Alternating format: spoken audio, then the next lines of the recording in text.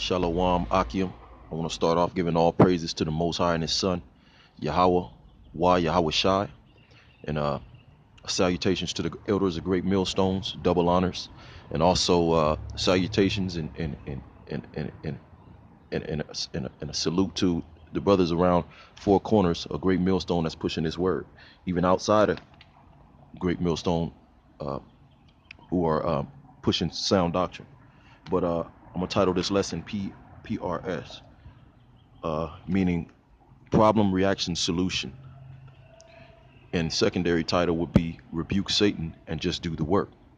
Because I was actually gonna make this into a video, but man, I'm new to making videos, and it's kind of complicated for me to put everything together the way I would like to. But Lord willing, I can do that later. But pretty much, man, Satan is going hard in the paint right now, and it matches up with Job, the first chapter, where Satan came. He came in with the sons of God, and pretty much was talking with Yahweh about Job. And then the Lord said, well, Job is a righteous man, pretty much giving Satan all authority to tempt Job all the way to almost the breaking point. He said, just don't he said, spare his life though. So right now, through the spirit, that's exactly what we're spiritual Jobs, and Satan is tempting you with thoughts. Like one of the brothers told me from my camp in LA, he told me, one of the heads, he said, he told me, shout out to the brother Mawatazat, the head of the GMS Los Angeles camp. He told me, hey, Satan to talk to you in your voice. You may think it's your voice, but it's actually Satan. So problem, reaction, solution.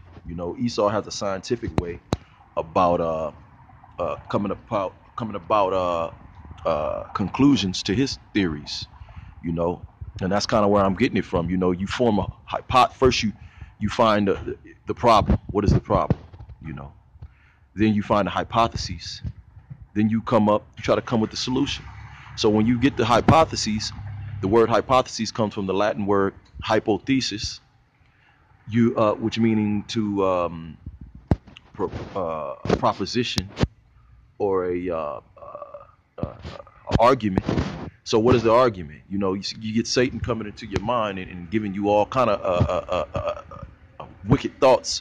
It could be about brethren. It could be about yourself. It could be about your faith. It could be about many things. Being weary, doubting.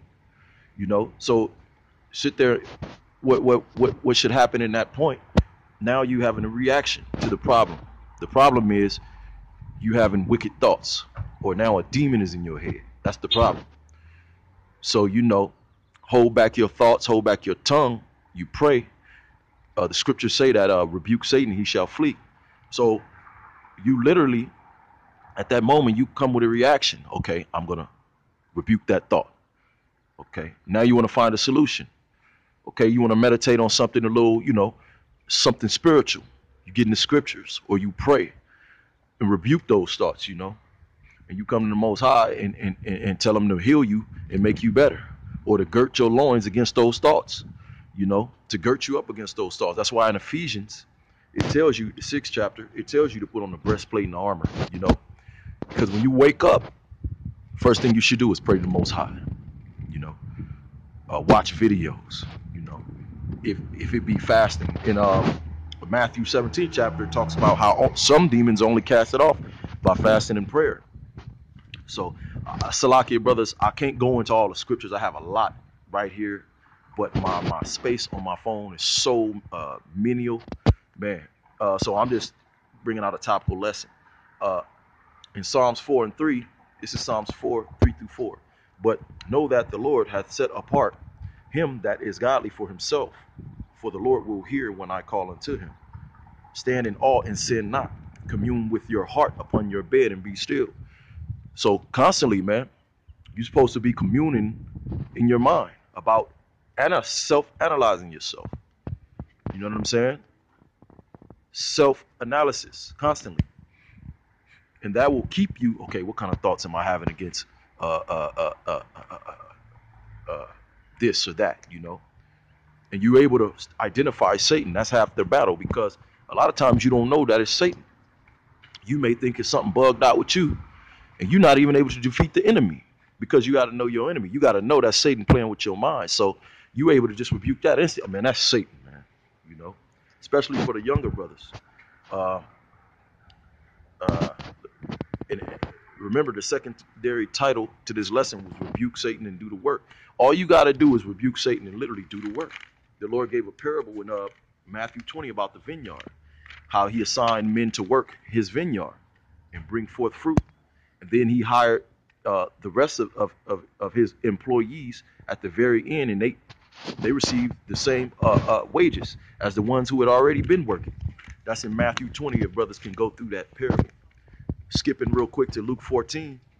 Luke 14 and 17, it talks about how that great king, the Lord gave a parable, how he sent out his servants on the highways and hedges to do the work, to bid them to the marriage. You know, so that's the only thing we should be doing. That all falls into Ephesians, the 6th chapter, of putting on that breastplate and putting on that armor. Because at the end of the day, the scripture tell you in the Apocrypha that if you strive unto the truth until death, the Lord will fight for thee. You know, so right now Satan is gonna plague your mind. You know, but all you got to do is continue to do the work. It's real easy. Keep your mouth shut. You know, keep your thoughts shut.